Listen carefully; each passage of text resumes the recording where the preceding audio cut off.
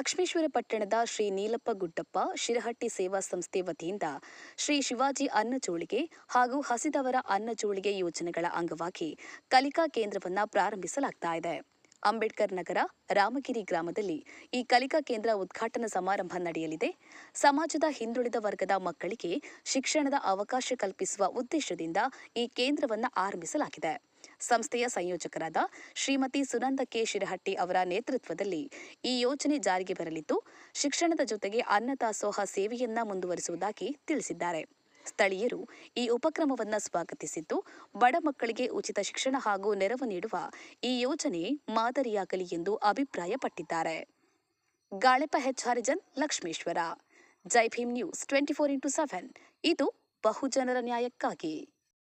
ಗುರುಗಳಿಗೆ ಧನ್ಯವಾದಗಳು. ಈಗ ಅಧ್ಯಕ್ಷೀಯ ಭಾಷಣ. ಕರ್ನಾಟಕ ರಾಜ್ಯ ಉಚ್ಚ ನ್ಯಾಯಾಲಯ ವಿಶ್ರಾಂತ ನ್ಯಾಯಾಧೀಶರು ಗೌರವಾನ್ವಿತ ನ್ಯಾಯಮೂರ್ತಿ ಅರಳಿ ನಾಗರಾಜ್ ಸರ್ ಅವರಿಂದ.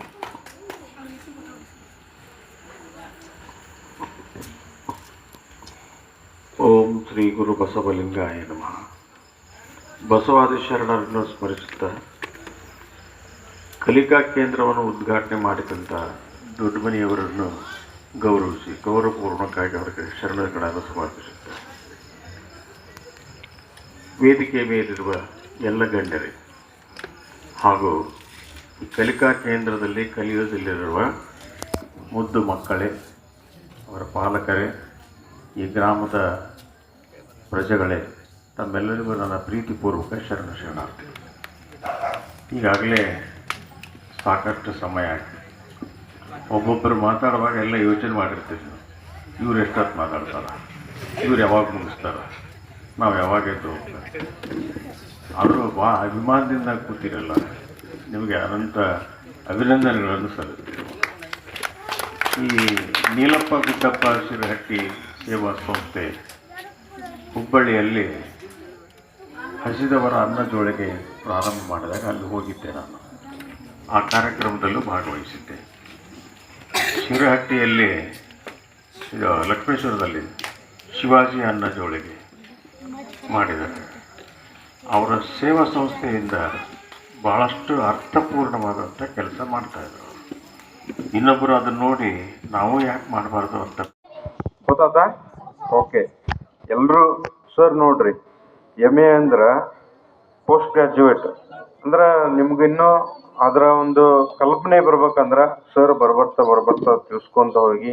ಮೊನ್ನೆ ಸಾಹೇಬರು ಒಂದು ಇದು ಮಾತು ಹೇಳಿದರು, ಬರೀ ಎಜುಕೇಷನ್ ಅಷ್ಟೇ ಅಲ್ಲ, ತಂದೆ ತಾಯಿಗಳು, ಗುರು ಹಿರಿಯರು ಅವರ ಜೊತೆಗೂಡಿಗೆ ಅವ್ರಿಗೆ ಗೌರವ ಕೊಡುವಂಥ ಸಂಸ್ಕಾರಯುತ ಶಿಕ್ಷಣವನ್ನು ಕೊಡಬೇಕು ಅನಿಲ್ ಸರ್ ಮುಖಾಂತರ ಅಂತಂದು. ನಿಜವಾಗ್ಲೂ ಈ ಒಂದು ಇಂದಿನ ಸಮಾಜದಲ್ಲಿ ಮಕ್ಕಳಿಗೆ ವ್ಯವಧಾನನೇ ಇಲ್ಲ.